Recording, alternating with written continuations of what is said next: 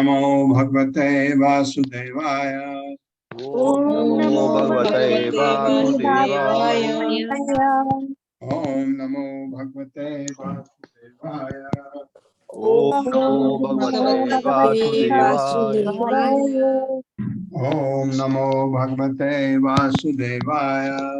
ओम नमो भगवते वासुदेवाय। नारायणं नमस्कृत्य नारायणं नमस्कृत्य नरं चैव नरोत्तमं नरं चैव नरोत्तमं देवीं सरस्वतीं व्यासं देवीं सरस्वतीं व्यासं ततो जयमुदीरये। जयमुदीरये। नष्टप्रायेषु भद्रेषु नष्टप्रायेषु भद्रेषु नित्यं भागवत सेवया नित्यं भागवत सेवया भगवते उत्तम श्लोके भगवती उत्तमा श्लोके भक्तिर्भवति नैष्टिकी। भक्तिर्भवति नैष्टिकी। हरे कृष्ण। आप सबका स्वागत है। हरे कृष्ण प्रभु जी। माता जी कौन सा श्लोक है आज? प्रभु जी 9वां हो गया था कल। 9वां हुआ था। 10 में से 10 से है प्रभु जी। Okay okay.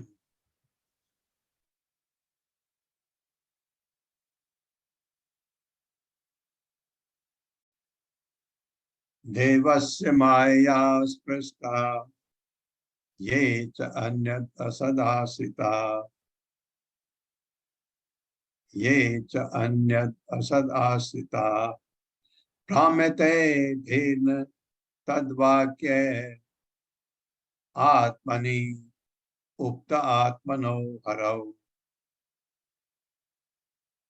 देवस्य माया स्पृष्टा ये च अन्यत् असद् आसिता भ्राम्यते धीर्न तद्वाक्य आत्मनि उक्त आत्मनो हरौ। मेरे साथ पढ़िए। देवस्य माया स्पृष्टा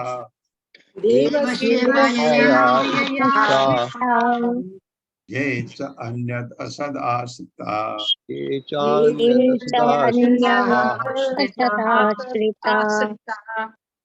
भ्राम्यते धीर्न तद्वाक्य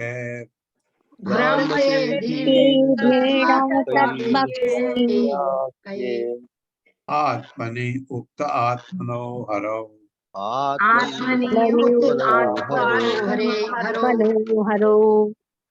शब्दार्थ है देवस्य भगवान की माया माया के प्रभाव से स्पृष्टा दूषित थे ये जो लोग च तथा अन्य अन्य लोग असत मायावी आश्रिता वशीभूत भ्राम्यते मोहग्रस्त बनाते हैं धी बुद्धि न नहीं तत् उनके वाक्य वचनों से आत्मनि परमात्मा में उक्त आत्मनः शरणगत आत्माएं हरौ हरि के प्रति। भगवान की माया द्वारा मोहित व्यक्तियों के वचन किसी भी स्थिति में उन लोगों की बुद्धि को विचलित नहीं कर सकते जो पूर्णतया शरणागत है। मेरे साथ पढ़िए। भगवान की माया द्वारा मोहित व्यक्तियों के भगवान की माया द्वारा मोहित व्यक्तियों के वचन किसी भी स्थिति में उन लोगों की बुद्धि को विचलित नहीं कर सकते जो पूर्णतया शरणागत हैं। हाँ,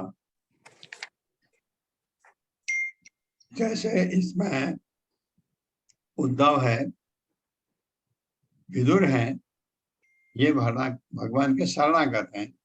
इनको भगवान की माया द्वारा जो मोहित हैं वो लोग इनको विचलित नहीं कर सकते क्योंकि ये भगवान पर इनकी दृढ़ आस्था है। तो कोई आपको कहे नहीं नहीं भगवान नहीं होते या कुछ भी कहे, आपको, अगर आपका दृढ़ विश्वास है, आप उसको काउंटर अटैक कर सकते हैं, नहीं तो कुछ भी नहीं कहना, ठीक है ये लोग बोलते हैं, मेरी तो पूरी आस्था है। ये ऐसे जिसके भगवान के जो शरणागत हो गए उनको कोई विचलित नहीं कर सकता। तात्पर्य माता जी। हरे कृष्णा संदीप प्रभु जी। हरे कृष्णा प्रभु जी, हरे कृष्णा सभी को। तात्पर्य श्रीला प्रभुपाद के द्वारा श्रीला प्रभुपाद की जय। वेदों के समस्त प्रमाणों के अनुसार श्री कृष्ण ही पूर्ण पुरुषोत्तम भगवान है। सभी आचार्यों ने, यहाँ तक कि श्रीपाद शंकराचार्य ने उन्हें भगवान स्वीकार किया है। किंतु जब कृष्ण इस संसार में विद्यमान थे तो विभिन्न श्रेणी के व्यक्तियों ने भिन्न भिन्न प्रकार से उन्हें स्वीकार किया। अतः भगवान विषयक उनके अनुमान भी भिन्न भिन्न थे। सामान्यतः जिन लोगों को शास्त्रों में विश्वास था उन्होंने भगवान को यथारूप में स्वीकार किया, और इस जगत से भगवान के अंतर्ध्यान होने पर सारे लोग उनके विकट विषयों में डूब गए।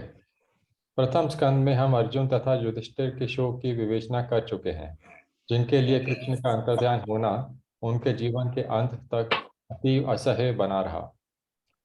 यादवगण भगवान से आंशिक रूप में अवगत थे।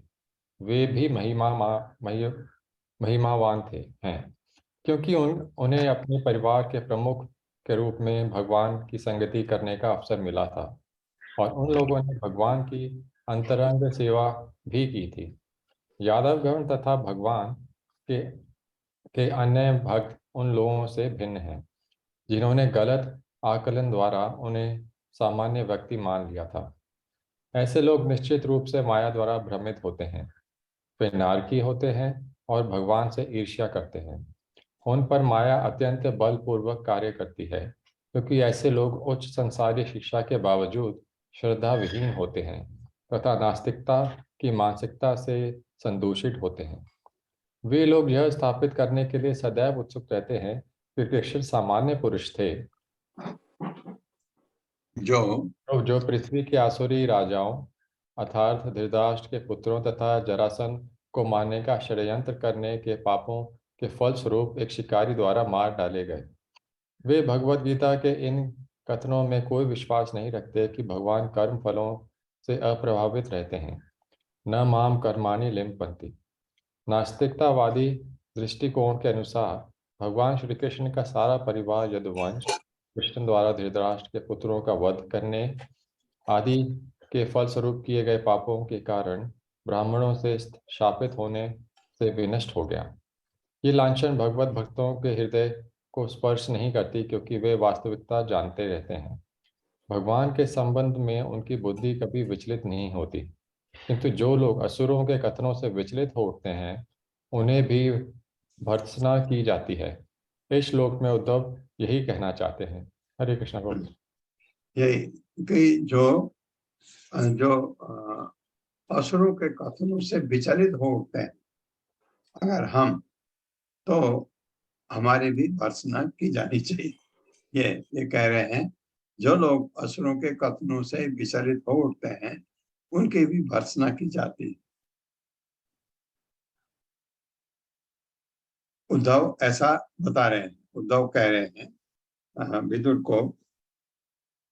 तो इसमें ये है, जो इसका जो निष्कर्ष है इस श्लोक का, कि जो माया से प्रभावित हैं वो भगवान के को नहीं समझ सकते, और जो भगवान के शरणागत हैं, जिनके भगवान पर आस्था है, वो माया के कथनों से विचलित नहीं हो सकते।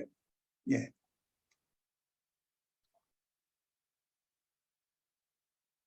11वां श्लोक है। प्रदर्श्या तप्त तपसाम, ये प्रदर्श अतप्त तपसाम भी पढ़ सकते हैं।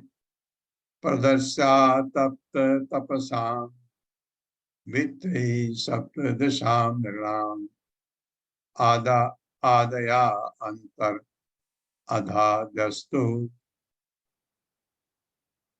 अद्यस्तु अद्यस्तु अधाद्यस्तु अध अद्यस्तु अद्यस्तु अध्यादस्तु आदयांतर अध्यादस्तु स्वबिंबम लोचनम लोकलोचनम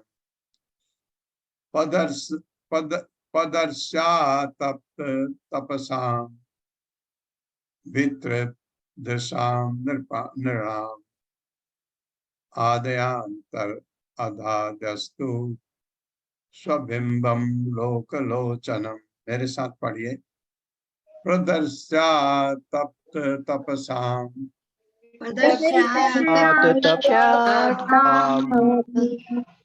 वितृप्त दशां नृणाम्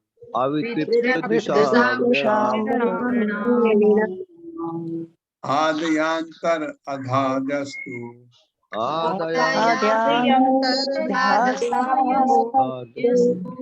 स्वबिंबम लोकलोचनम।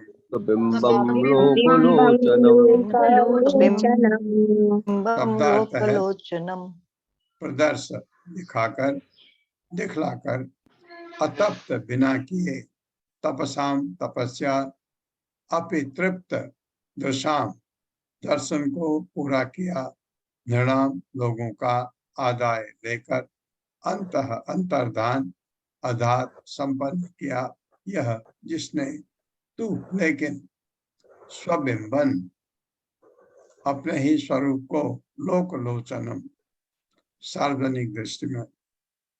भावार्थ है भगवान श्री कृष्ण जिन्होंने पृथ्वी पर सबों की दृष्टि के समक्ष अपना नित्य स्वरूप प्रकट किया था, अपने स्वरूप को उन लोगों की दृष्टि से हटाकर अंतर्धान हो गए जो वांछित तपस्या न कर सकने के कारण उन्हें यथार्थ रूप में देख पाने में असमर्थ थे। कितनी बड़ी बात कही। मेरे साथ पढ़िए। भगवान श्री कृष्ण जिन्होंने पृथ्वी पर सबों की दृष्टि के समक्ष अपना नित्य स्वरूप प्रकट किया था, अपने स्वरूप को उन लोगों की दृष्टि से हटाकर अंतर्धान हो गए जो वांछित तपस्या न कर सकने के कारण उन्हें यथार्थ रूप में देख पाने में असमर्थ थे। देखिए इतने लोगों के सामने वो आए तो सब ने उनको ज्यादातर लोगों ने उनको एक साधारण मनुष्य समझा, साधारण नहीं समझा तो ये कहा कि एक ऐतिहासिक पुरुष है, गजब गजब चीजें कर जाता है। भगवान नहीं समझा उनको। तो कितना दुर्भाग्य है उनके लिए कि भगवान अप्रकट हो गए, अब उनको पता भी लगे तो फायदा नहीं। ये भगवान दिखे आपको, आप एकदम शरणागत दंडवत प्रणाम करें भगवान को, तो आपका भाग्य नहीं था इनका जो माया से मोहित थे और जो वांछित तपस्या नहीं कर सके तो भगवान को यथार्थ रूप में नहीं तब देख पाए। और भगवान अब तो अंतर्धान हो गए, अब कहां से देखेंगे। तात्पर्य। हरे कृष्णा। रीटा माता जी। हरे कृष्णा प्रभु जी, हरे कृष्णा सभी को। शीला प्रभुपाद जी की जय। तात्पर्य शीला प्रभुपाद जी के द्वारा। इस श्लोक में अवितृप्त दृशाम शब्द अत्यधिक महत्वपूर्ण है। भौतिक जगत में बद्ध आत्माएं विविध प्रकार से अपनी इंद्रियों को तुष्ट करने में लगी हुई हैं, किंतु वे वैसा करने में असफल रही हैं क्योंकि ऐसे प्रयासों से तुष्ट हो पाना असंभव है। स्थल पर मछली का दृष्टांत अत्यंत उपयुक्त है। यदि कोई मछली को पानी से बाहर निकालकर स्थल पर रख देता है तो वह सुखी नहीं रह पाती, चाहे उसे कितना ही आनंद क्यों ना प्रदान किया जाए। आत्मा परम पुरुष भगवान के ही सानिध्य में सुखी रह सकता है, अन्यत्र नहीं। भगवान की असीम अहेतुकी कृपा से उनके पास आध्यात्मिक जगत में, ब्रह्म ज्योति मंडल में असंख्य वैकुंठ लोक और उस दिव्य जगत में जीवों के असीम आनंद के लिए अत्यंत अनंत व्यवस्था है। भगवान स्वयं अपने उन दिव्य लीलाओं को प्रदर्शित करने के लिए आते हैं, जो विशेष रूप से वृंदावन, मथुरा तथा द्वारका में संपन्न की जाती हैं। वे बद्धात्माओं को शाश्वत लोक भगवत धाम के लिए आकृष्ट करने हेतु प्रकट होते हैं, किंतु पर्याप्त पुण्य के अभाव में दर्शकगण भगवान की ऐसी लीलाओं के प्रति आकृष्ट नहीं होते। भगवत गीता में कहा गया है कि जिन्होंने पाप मार्ग को पूरी तरह लांघ लिया है, वे ही भगवान की दिव्य प्रेमा भक्ति में अपने को लगा सकते हैं। संपूर्ण वैदिक कर्म कांड का उद्देश्य प्रत्येक बद्धात्मा को पुण्य मार्ग पर लगाना है। समस्त वर्णों के लिए नियत नियमों का कड़ाई से पालन करने पर मनुष्य सत्य, मनोनिग्रह, इंद्रिय निग्रह, धैर्य इत्यादि गुणों को प्राप्त कर सकता है और भगवान की शुद्ध भक्ति करने के पद तक उठ सकता है। ऐसी दिव्य दृष्टि से ही मनुष्य की भौतिक लालसाएं पूर्णतः तुष्ट हो सकती हैं। जब भगवान विद्यमान थे तो जो लोग उन्हें असली रूप में देखने की अपनी भौतिक लालसा पूरी कर सके, वे उनके साथ भगवत धाम वापस जा सके, किंतु जो लोग भगवान को यथारूप में नहीं देख पाए, वे भौतिक लालसाओं से बद्ध रहे और भगवत धाम वापस नहीं जा सके। जब भगवान सबों की दृष्टि से परे चले गए तो उन्होंने अपने आदि नित्य रूप में ऐसा किया जैसा कि इस श्लोक में कहा गया है। उन्होंने सशरीर प्रयाण किया। उन्होंने अपना शरीर छोड़ा नहीं, जैसा कि बद्धात्माएं सामान्य रूप से गलती से समझती हैं। यह कथन उन श्रद्धा विहीन अभक्तों के इस मिथ्या प्रचार को जुटला देता है कि भगवान सामान्य बद्धात्मा की तरह दिवंगत हुए। भगवान इस जगत से अविश्वासी असुरों का अनुचित भार हटाने के लिए प्रकट हुए थे और ऐसा करने के बाद संसार की दृष्टि से ओझल हो गए। हरे कृष्णा प्रभु जी, हरे कृष्णा। धन्यवाद माता जी। तो ये बड़ा अच्छा इसमें लिखा है, जो बद्ध आत्माएं हैं वो भगवान को नहीं समझ पाते हैं। आपने ये ख्याल किया होगा कि जो बद्ध आत्माएं हैं, कभी किसी दिन आपने कहा कि अरे सुबह 7 बजे 8 बजे भागवतम की क्लास होती है, आप भी आओ, और आपके अच्छे मित्र हैं आएंगे, उनको 2-3 दिन में अच्छा नहीं लगेगा। क्या अच्छा लगेगा उनको? क्योंकि वो अपने घर के बाहर चाय कॉफी पीने में और अखबार पढ़ना उनको ज्यादा अच्छा लगता है, या कोई 2-4 लोग गपशप मारे, ग्राम्य कथा, उसमें आनंद आता उनको। यहाँ नहीं आनंद आएगा, क्योंकि माया अप्रत्य ज्ञान, माया ने ज्ञान हर लिया है, वो नहीं अच्छा लगेगा उनको। बहुत सारे मैंने भी अनुभव किया है। कुछ तो कहते हैं नहीं भगवान की बात ही मत करो, ऐसे भी हैं लोग। और बहुत अच्छा है आपको पता लग गया कि इनसे भगवान के बारे में बात ही करना ठीक नहीं है, क्योंकि ज्ञान जैसे आपने कोशिश किया, वो आएंगे 1-2 दिन 3 दिन रह के, लेकिन अगर उनके कहीं उन्होंने पहले भगवान की भक्ति की हो, एकदम अवेकनिंग हो जाएगी, एकदम अवेकनिंग होगी, उनकी आत्मा को अच्छा लगेगा और वो फिर आकर के हो सकता है हमसे भी और आगे बढ़ जाए, ऐसा हो सकता है। और लेकिन कुछ जिनके घर के बगल में मंदिर है, वो मंदिर के दर्शन कभी नहीं किए, क्रिटिसाइज कर रहे। एक रामचंद्र पुरी था, चैतन्य महाप्रभु को इतना क्रिटिसाइज करता था, चैतन्य महाप्रभु को ही नहीं सभी भक्तों को क्रिटिसाइज करता था, अपने को विद्वान समझता था। तो बाद में उसमें भी परिवर्तन हुआ, क्योंकि अच्छे लोगों के साथ रह करके परिवर्तन होता है। तो ये ऐसा है, आप किसी को कहेंगे वो इतने कमियां निकाल देंगे इसमें, अगर आप उनको मंदिर ले जाएंगे, वो मंदिर के डिवोटीज में कमियां ढूंढते हैं, क्या है, क्या कमियां हैं और वहां पर और क्या गड़बड़ है, ये इन चीजों में उनका मन जाता है। उनके मन जो है माया से भर लिया है, तो ये चीजें उनको अच्छी नहीं लगेंगी। तो इसमें ये बड़ा अच्छी तरह बताया है। ये संपूर्ण वैदिक कर्मकांड का उद्देश्य प्रत्येक बद्ध आत्मा को पुण्य मार्ग पर लगाना है।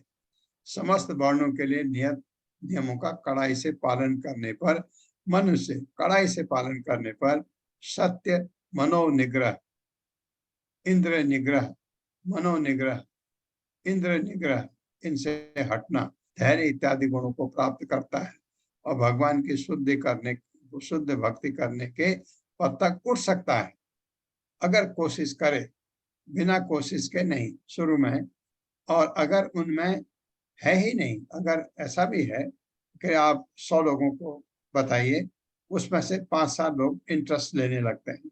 क्यों? क्योंकि वहां भक्ति लता बीज जगने लगता है, उगने लगता है। और जगह कहेंगे नहीं, ये समय की बर्बादी, उनके लिए ये समय की बर्बादी है, जो वो कर रहे हैं वह नहीं। जब भगवान विद्यमान थे तो लोग उन्हें असली रूप में देखने की अपनी भौतिक लालसा पूरी कर सके और वे उनके साथ भगवत धाम वापस जा सके। जिन्होंने उनको भगवान समझा, वैकुंठ चले गए। कुरुक्षेत्र के युद्ध में जिन्होंने भगवान कृष्ण को देखा और भगवान रूप में देखा, वैकुंठ, भगवान को देखा, मर गए, उनकी मुक्ति, सायुज्य मुक्ति। इतना फर्क हो जाता है। भगवान नहीं समझा तो समझ के नहीं देखा तो आपको वो फल नहीं मिलेगा।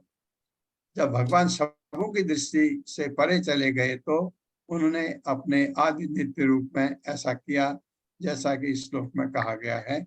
उन्होंने सशरीर प्रयाण किया, क्योंकि भगवान का शरीर दिव्य था। उन्होंने अपना शरीर छोड़ा नहीं। जैसे बहुत सारे लोग गलती करते हैं, वो कहते हैं इसने मार दिया, उनके पैर में तीर चला दिया, ये कर दिया, ये कथा है ये।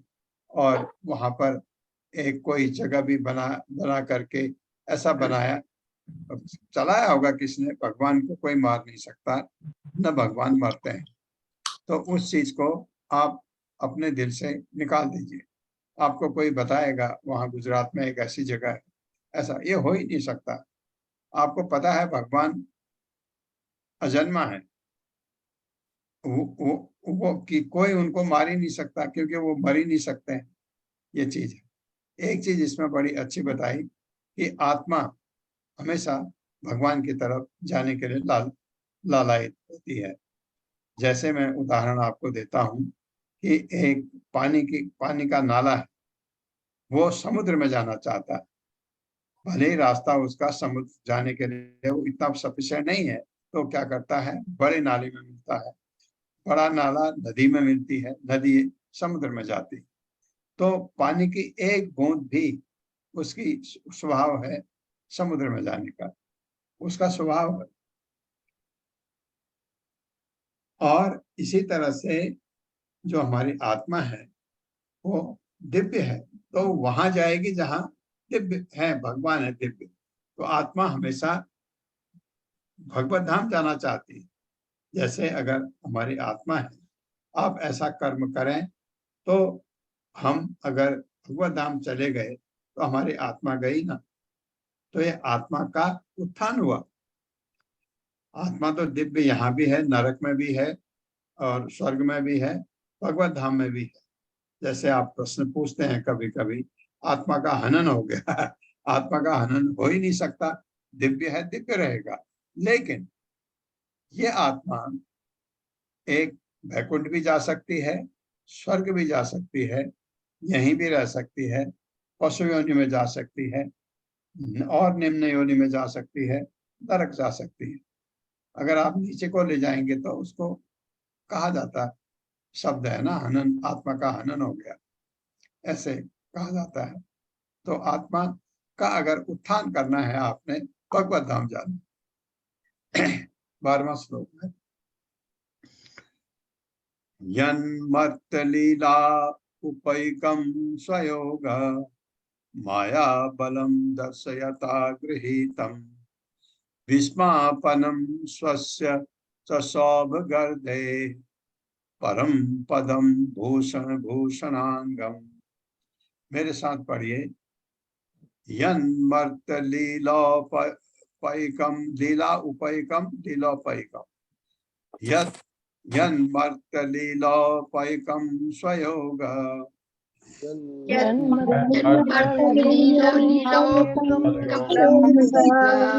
माया बलम दर्शयता गृहीतम्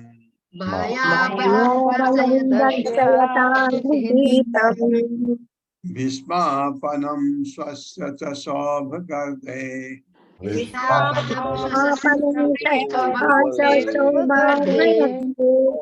परम पदम भूषण भूषणांगम।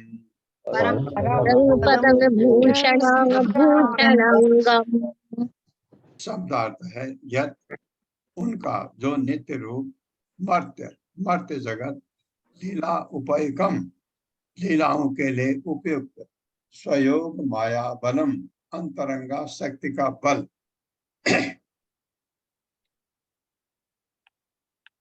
दर्शयता अभिव्यक्ति के लिए गृहीतम ढूंढ निकाला विस्मापनम अद्भुत स्वस्य अपना च तथा सौभग वृद्धे ऐश्वर्यमान का परम परम पदम गंतव्य भूषण आभूषण भूषण अंगम आभूषणों का।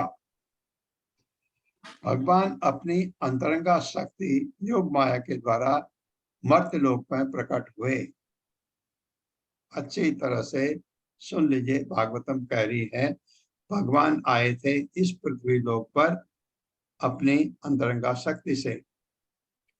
वे अपने नित्य रूप में आए, मतलब दिव्य रूप में, उनका नित्य रूप दिव्य है और उनकी लीलाओं के जो उनकी लीलाओं के लिए उपयुक्त है। ऐसा रूप जो लीलाएं करना चाह रहे हैं, आपको लगता है मनुष्य रूप जैसा लगता है, मनुष्य के रूप में आए थे। भगवान का असली रूप तो ये नहीं है, क्योंकि यहाँ आप उसको समझ सकते हैं, इसलिए उस रूप में आए। यहाँ उनके रिश्तेदारी बनी, किसी के बेटे बने, किसी के मामा बने, किसी के साले बने, बनते, इसलिए वैसा ही दिखना अच्छा रहता है। भगवान उस रूप में आए, मनुष्य रूप में, लेकिन दिव्य थे। ये लीलाएं सबों के लिए आश्चर्यजनक थी, यहाँ तक कि उन लोगों के लिए भी जिन्हें अपने ऐश्वर्य का गर्व है, जिसमें वैकुंठपति के रूप में भगवान का स्वरूप भी सम्मिलित है। इस तरह उनका श्री कृष्ण का दिव्य शरीर समस्त आभूषणों का आभूषण है। मेरे साथ पढ़िए, भगवान अपनी अंतरंगा शक्ति योग माया के द्वारा मर्त्य लोक में प्रकट हुए। वे अपने नित्य रूप में आए, जो उनकी लीलाओं के लिए उपयुक्त है। ये लीलाएं सबों के लिए आश्चर्यजनक थी, यहाँ तक कि उन लोगों के लिए भी जिन्हें अपने ऐश्वर्य का गर्व है। ऐश्वर्य का गर्व है, जिसमें वैकुंठपति के रूप में भगवान का स्वरूप भी सम्मिलित है।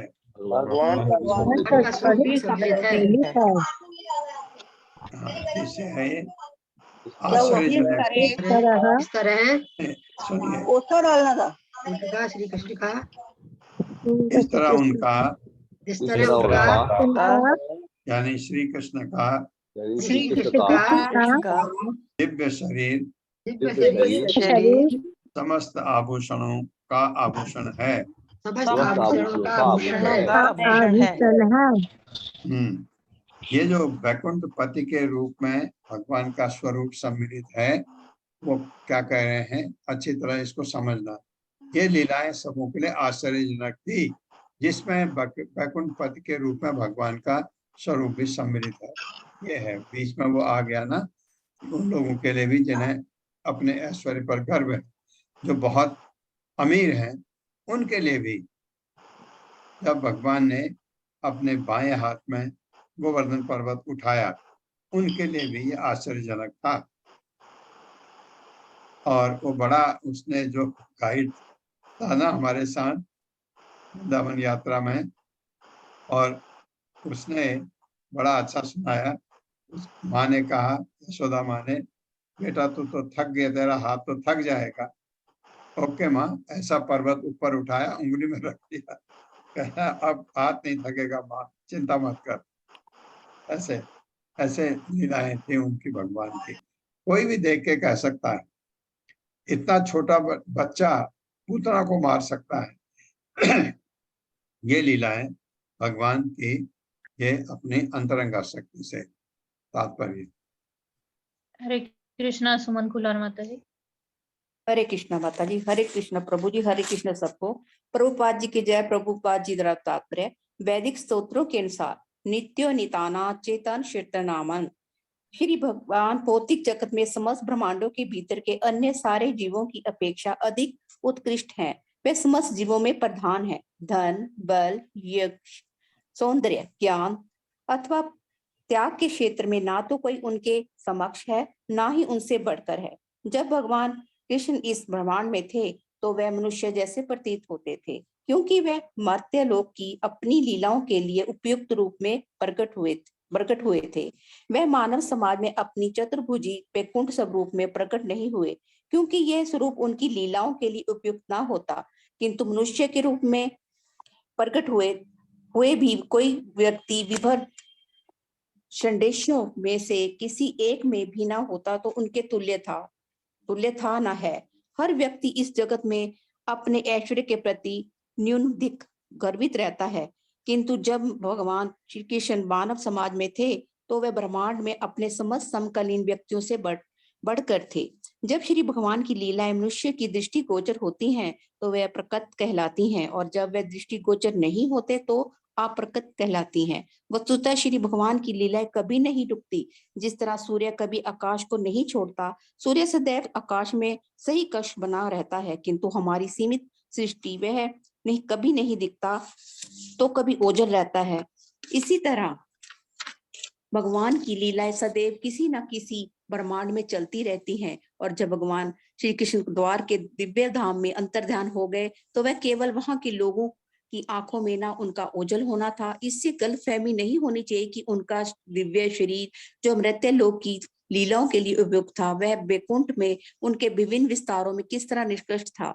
भौतिक जगत में प्रकट होने का उनका शरीर इस प्रकार सर्वोत्कृष्ट है कि मृत लोक में उनकी लीलाओं वह वैकुंठ लोक में प्रदर्शित करके कृपा से बढ़कर हैं। वैकुंठ लोक में भगवान मुक्त या निमुक्त जीवों के प्रति दयालु होते हैं, किंतु मर्त्य जगत को अपनी लीलाओं से में वे अपने पतिताओं महात्माओं पर भी दयालु होते हैं जो नित्यबद्ध हैं। मर्त्य लोक में अपनी अंतरंगी शक्ति या योग माया के माध्यम द्वारा प्रदर्शित षट ऐश्वर्य वैकुंठ में तक में दुर्बल है। उनकी समस्त लीलाएं किसी भौतिक शक्ति द्वारा नहीं अपितु उनकी आध्यात्मिक शक्ति द्वारा ही प्रदर्शित की गई थी। वृंदावन में उनके रास लीला की अनुभवता तथा 16,000 पत्नियों के साथ उनका ग्रस्त जीवन वैकुंठ के नारायण के लिए भी आश्चर्यजनक है, और इस मर्त्य लोक के अन्य जीवों के लिए भी निश्चित रूप में ऐसा ही है। उनकी लीलाएं श्री भगवान के अन्य अवतारों के लिए भी यथा श्री राम, नरसिंह तथा बारहा के लिए भी आश्चर्यजनक है। उनका ऐश्वर्य इतना सर्वोत्कृष्ट था कि उनकी लीलाओं की प्रशंसा वैकुंठ के स्वामी द्वारा की गई, जो कि स्वयं भगवान श्री कृष्ण से भिन्न नहीं है। हरे कृष्णा प्रभु जी। धन्यवाद। हरे कृष्ण। ये है भगवान के आपने 6 चीजें याद रखनी है भगवान में। ये जो उनकी शक्तियां हैं 6। असीम क्या है? धन। भगवान धनवान है। असीमित। आप कहेंगे ना ये है दुनिया में, लीजिए, वो कुछ नहीं है, चींटी के बराबर है उनके सामने। आप इस भौतिक जगह, हमारे ब्रह्मांड में, आप जो पृथ्वी है, इसमें दुनिया का सबसे अमीर आदमी भी होता है कोई, लेकिन वो भगवान के सामने उसका कोई वैसे मैं मोटे तर से आपको बताऊं, वो अमीर है एक जगह का, और भगवान, पूरा जगह भगवान की है, तो भगवान से ज्यादा अमीर कौन हो सकता है? धनवान। बलवान। इतना बल भगवान का कि किसी चीज को भी भगवान न कर सके, ऐसा हो ही नहीं सकता।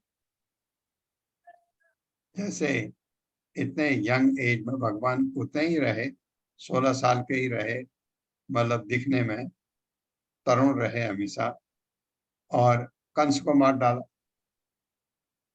आपने देखा, कंस को मारा, पूतना को मारा, बड़े बड़े चीजें की। 7 साल की उम्र में गोवर्धन पर्वत उठा दिया। ये क्योंकि बल भगवान का असीमित है। ऐसा नहीं कि बल है इतना, इससे ज्यादा नहीं है, ऐसा नहीं है, असीमित है। यश भगवान का, यश असीमित।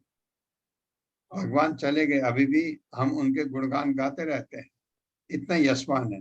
सौंदर्य। नाम कृष्ण है।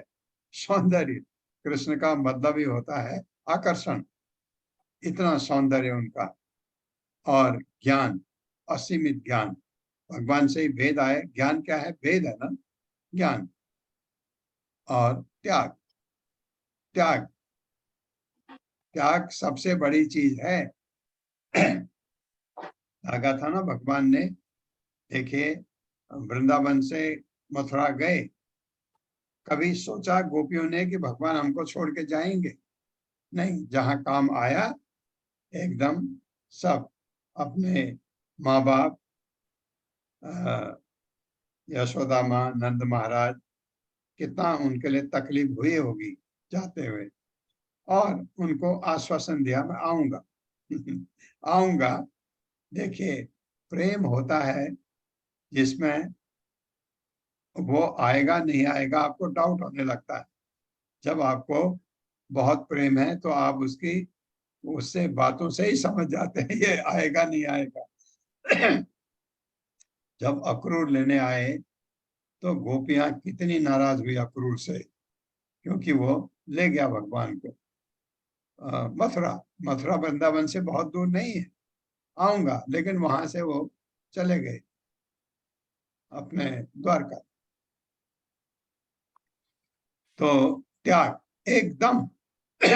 ऐसा नहीं कि बैठ करके रो रहे हैं, मैं तुमसे कैसे रहूंगा तुम लोगों के बगैर, ऐसा वैसा नहीं। त्याग, त्याग हमारे जीवन का सबसे बड़ा वरदान है। अगर आप में त्याग है, कोई चीज, त्याग का क्या मतलब है? कोई चीज जो आपको बहुत पसंद है उसको आप छोड़ सकते हैं, हाँ, वो त्याग, उसको कहते हैं त्याग। भगवान का त्याग, आप तो बड़ी मुश्किल से कोई चीज छोड़ पाते हैं, भगवान का त्याग है असीमित। तो ये 6 गुण भगवान के हैं। ये हम इसको आप लोग नोट करके रखें, याद करिए।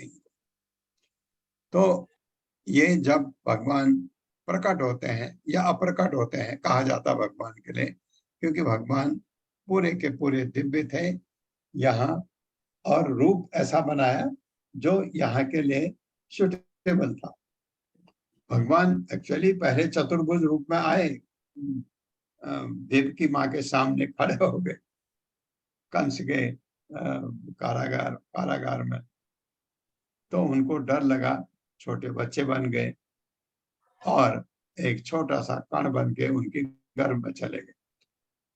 तो फिर नाटक सब होता गया, क्योंकि लीला है उनकी, वो आते हैं लीला करते हैं।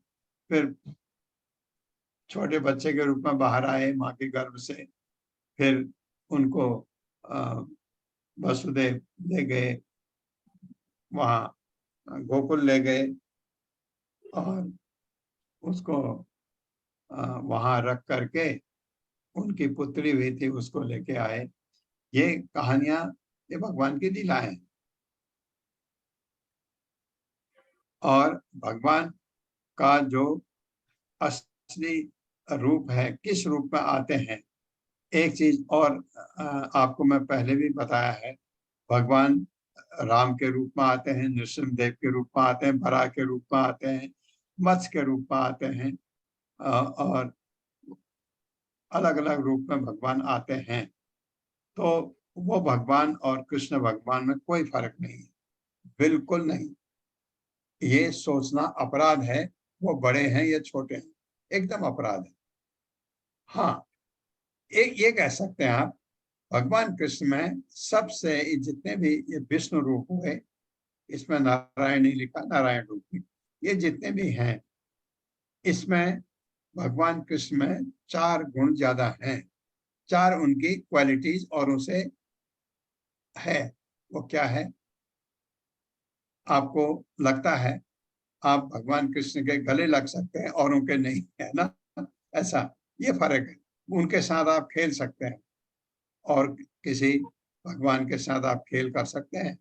आप भगवान को कह सकते हैं भगवान चलो कबड्डी करते हैं, नहीं, नहीं कह सकते। भगवान कृष्ण से आप सब कुछ कह सकते हैं, लेकिन खाली कहाँ? गोलोक वृंदावन में। गोलोक वृंदावन में वही चीज जो यहाँ वृंदावन में लीला की थी। इस तरह से गोलोक वृंदावन में भगवान जो है वो भगवान, उनको कोई जानता ही नहीं। जैसे वृंदावन में गोपी गोपाल कहाँ जानते थे भगवान, प्यार करते थे और उनके बगैर रह नहीं पाते थे, ऐसा प्यार था। और जिसको कहते हैं अहेतुकी प्रेम था, अहेतुकी, बिना किसी हित के। ये है भगवान के गुण। और जो 4 मैंने आपको बताए, 4 चीज भगवान में ज्यादा क्या थी? भगवान का रूप माधुर्य। वो जितने भी भगवान के रूप हैं, भगवान कृष्ण के, उनमें कृष्ण का रूप सबसे सुंदर है, ऐसा माना जाता है।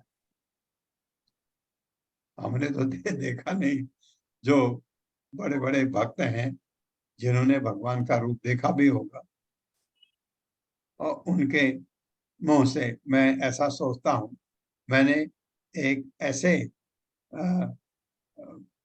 ऐसे भक्त के मुंह से सुना, उन्होंने ये नहीं बताया ऐसा रूप है, उन्होंने कहा कि ऐसा उनका रंग न तो काला है न नीला है, कई फूल बताया उन्होंने, उसका जैसा रंग है ऐसा कहते हैं। तो वो इतने महान थे, शायद उन्होंने दर्शन किया। अगर प्रभुपाद कहते हैं उनका ऐसा रंग है तो माना जा सकता है, क्योंकि उनको दर्शन हुए भगवान के। तो रूप माधुर्य भगवान का एक है। दूसरा है उनका भक्त माधुर्य, ऐसे भक्त हैं उनके, लीला माधुर्य। और चौथा क्या रह गया माता जी? वेणु माधुर्य। वेणु माधुर्य। वेणु माधुर्य, वेणु। उनकी जो बंसी बजाते हैं तो सब लोग आकर्षित हो जाते हैं, सब लोग अपने काम छोड़ के उनकी तरफ भागते हैं। ये 4 गुण उनके फर्क है औरों से। 64 गुण है उनके, 60 गुण सब में है। तो इस वजह से भगवान कृष्ण को बड़ा नहीं कहा जा सकता, क्योंकि राम कृष्ण है, नृसिंहदेव है, ये जितने भी भगवान के नारायण रूप हैं, कोई सब में सब बिल्कुल बराबर हैं। जैसे बताया गया कि आप दीपक जलाते हैं दिवाली में, एक दीपक पहले आप, या कैंडल से ज्यादा अच्छी समझ आएगा आपके, कैंडल जलाते हैं, आपने 10 कैंडल लाइन में रखे, एक कैंडल से आप सबको जलाते हैं और फिर उस कैंडल को अपनी जगह पर रख देते हैं। तो ये पहली वाली कैंडल और कैंडल में कोई फर्क है? मोमबत्ती में बिल्कुल नहीं, कोई फर्क नहीं है। रोशनी में बिल्कुल नहीं, किसी चीज में कोई फर्क नहीं। एक ही चीज है कि उससे और जले बस। तो उनसे और रूप आए, ये बात है, वो आदि पुरुष है, ये बात है। किसी को कम ज्यादा नहीं, कहीं पर लीला। अब ये है कि आप भगवान कृष्ण और राम को ज्यादा क्यों पूछते हैं? क्यों? उनकी लीलाओं की वजह से। भगवान राम की लीला इतनी लंबी रही, गजब गजब कार्य हुए। लंका में गए, समुद्र में पुल बनाया, रावण को मारा, फिर वापस आए और अयोध्या आए। फिर वो सारी लीलाएं लंबी हैं। भगवान कृष्ण की सारी लीलाएं हैं, वृंदावन में है और द्वारका में है। ये सब लीलाएं की वजह से उनको ज्यादा लोग और नेचुरली फिर उनके बारे में ग्रंथ भी ज्यादा लिखे गए हैं। तो आप पढ़ते हैं, उनको समझते हैं, तो इसलिए आपका उनकी तरफ अपना रुझान होता है, आपका प्रेम होने लगता है। जब किसी व्यक्ति के बारे में आपको कहा जाता है, अगर उस व्यक्ति को आपने देखा, उससे बात किया, एक बार मिले, 2 बार मिले और फिर आपको मिलना हुआ, तो उसी के बाद आपका प्रेम होता है किसी से, या जो मित्रता होती है उसके बाद होती है। तो इस वजह से इनका इतना रहा है। आप जैसे हम भगवत गीता पढ़ते हैं, भागवतम पढ़ते हैं, भगवान कृष्ण के बारे में सुनते रहते हैं और उनका गोपी राधा से जो उनके जो वृंदावन में जो उनके क्रीड़ा करते थे, रास डांस करते थे, उसके बारे में सुनते हैं, पढ़ते हैं, तो उनकी तरफ हमारा अटैचमेंट होता है। ये अटैचमेंट धीरे धीरे धीरे धीरे बढ़ते बढ़ते एक दिन प्रेम में परिवर्तित हो जाएगा। जिस दिन वो प्रेम हो गया तो हमारा जीवन का लक्ष्य पूरा हो गया। 13वां श्लोक। यद धर्म सूनोर्वत राजसूये निरीक्ष दृक् स्वस्त्ययनं त्रिलोकः कार्तस्नेन। कितने चीजें जुड़ी हैं देखो, एक रौ लगा है, एक तो है, एक सौ है, एक नौ है, एक य है। कार्तस्नेन चादेह गतम विधातुर अर्वाक् सुतौ कौशलम इति अमन्यत। मेरे साथ पढ़िए। यद धर्म सूनोर्वत राजसूये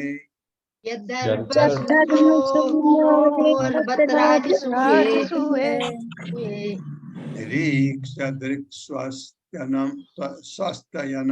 त्रिलोकः दृक् स्वस्त्ययनं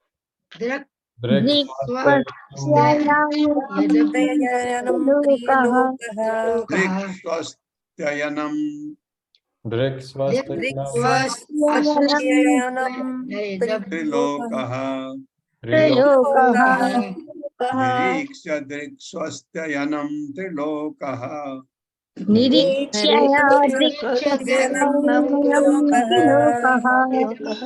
कार्तेन चादेह गतं विधातुर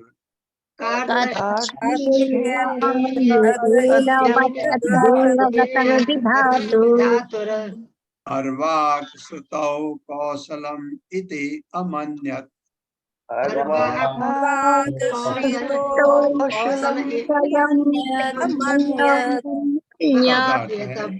जो लोग धर्म सूनो, महाराज युधिष्ठिर के वत निश्चय ही राजसूये यज्ञशाला में निरीक्षण देखकर स्वस्थयनम मनोहर त्रिलोकः तीनों लोकों के कार्सेन संपूर्णतः च इस तरह अद्य आज यह इस ब्रह्मांड के भीतर गतम पार करके विधातु सृष्टा ब्रह्मा का अवार्क अर्वाचीन मानव सतौ भौतिक जगत में कौशलम दक्षता इति इस प्रकार अमन्यत सोचा। महाराज युधिष्ठिर द्वारा संपन्न किए गए राजसूय यज्ञशाला में उच्चतर, मध्य तथा अधो लोकों के सारे देवता एकत्र हुए। उन सबों ने भगवान कृष्ण के सुंदर शारीरिक स्वरूप को देखकर विचार किया कि वे मनुष्यों के सृष्टा ब्रह्मा की चरम कौशल पूर्ण सृष्टि है। ऐसा सोचा, क्योंकि देवताओं ने भी ऐसा सोचा कि ये ब्रह्मा जी ने कैसा व्यक्ति पैदा किया। ऐसा ये पता ही नहीं कि ये ब्रह्मा जी के भी पिता हैं, ये नहीं पता। मेरे साथ पढ़िए। महाराज युधिष्ठिर द्वारा संपन्न किए गए राजसूय यज्ञशाला में उच्चतर मध्य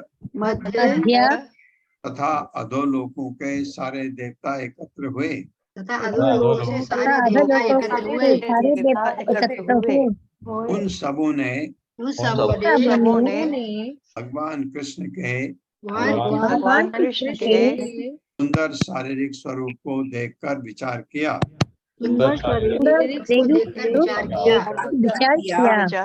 कि वे मनुष्यों के सृष्टा ब्रह्मा की चरम कौशल पूर्ण सृष्टि है। ब्रह्मा की चरम सृष्टि है। हाँ। आपको एक लग रहा होगा इसमें, यज्ञशाला में उच्चतर मध्य तथा अधोलोकों के सारे देवता एकत्र हुए। अब सोचता है ये देवता यहाँ मध्य लोक में अधोलोक में कहाँ से आ गए? ऊपर तो स्वर्ग है, देवता ही देवता है। नीचे देवता कहते हैं जो भगवान का भक्त है, जो भगवान को मानता है सुर देवता, जो नहीं मानता है असुर। इसलिए कहा गया। तात्पर्य। हरे कृष्णा सुधीर प्रभु जी। हरे कृष्णा सभी को। आवाज आ रही है ना? हाँ, हरे कृष्णा। तात्पर्य। श्री प्रभुपाद जी की जय। श्री प्रभुपाद जी के द्वारा। तात्पर्य। जब भगवान श्री कृष्ण इस जगत में वर्तमान थे तो उनके शारीरिक स्वरूप की तुलना करने वाली कोई वस्तु नहीं थी। भौतिक जगत के सुंदरतम पदार्थ की तुलना नीले कमल से या आकाश में पूर्ण चंद्रमा से की जा सकती है, किंतु कमल तथा चंद्रमा भी कृष्ण के शारीरिक सौंदर्य के समक्ष पराजित हो जाते थे, जिसकी पुष्टि ब्रह्मांड के सबसे सुंदर प्राणियों अर्थात देवताओं द्वारा की गई। देवताओं ने सोचा कि उन्हीं के तरह भगवान कृष्ण भी ब्रह्मा द्वारा सृजित हुए हैं, जबकि तथ्य यह है कि ब्रह्मा का सृजन भगवान कृष्ण द्वारा हुआ। भगवान के दिव्य सौंदर्य का सृजन करना ब्रह्मा जी की शक्ति में नहीं था। कोई भी व्यक्ति कृष्ण का सृष्टा नहीं है, प्रत्युत वे हर एक के सृष्टा हैं। भगवत गीता के 10वें अध्याय में 8वें श्लोक में कहा गया है, अहम सर्वस्य प्रभवो मतः सर्व प्रवर्तते। हरे कृष्णा सभी को। हरे कृष्णा प्रभु। हरे कृष्णा। क्या कहा गया? 10वें अध्याय का 8वां श्लोक, अहम सर्वस्य प्रभवो मत्तः सर्वं प्रवर्तते। मैं ही सब कुछ हूँ, मेरे से ही सब कुछ आया है, ये कहते हैं भगवान। तो जब तुलना के लिए आपको कोई चाहिए कि आप हाँ इसके तुलना के लिए उसके बराबर कोई होना चाहिए ना, तभी तो तुलना होती है। तो भगवान की तुलना आप कर ही नहीं सकते किसी से, क्योंकि उतना सुंदर कुछ है ही नहीं। अब ये जो यहाँ कह रहे हैं उनके लिए कहा जाता है नील कमल के समान है, चंद्रमा के समान खूबसूरत है, ऐसा कहा जाता है। लेकिन चंद्रमा को सुंदरता में बताया जाता है। अब वो बात अलग है, चंद्रमा है कैसा अंदर से पता नहीं है। लेकिन भगवान की तुलना किसी से नहीं की जा सकती, ये बात। ओम अज्ञान तिमिरान्धस्य ज्ञानांजन शलाकया चक्षुरुन्मिलितं तस्मै श्री गुरुवे नमः। नमो विष्णुपादाय कृष्णपृष्ठाय भूतले श्रीमते भक्ति वेदांत स्वामिनिति नामिने नमस्ते सारस्वती देवे गौरवाणी प्रचारिणे निर्विशेष शून्यवादी पाश्चात्य जय हो श्री कृष्ण चैतन्य प्रभु नित्यानंद श्री अद्वैत गदाधर शिवासादि गौर हरे कृष्ण कृष्ण कृष्ण हरे हरे हरे राम राम राम हरे। सुधीर प्रभु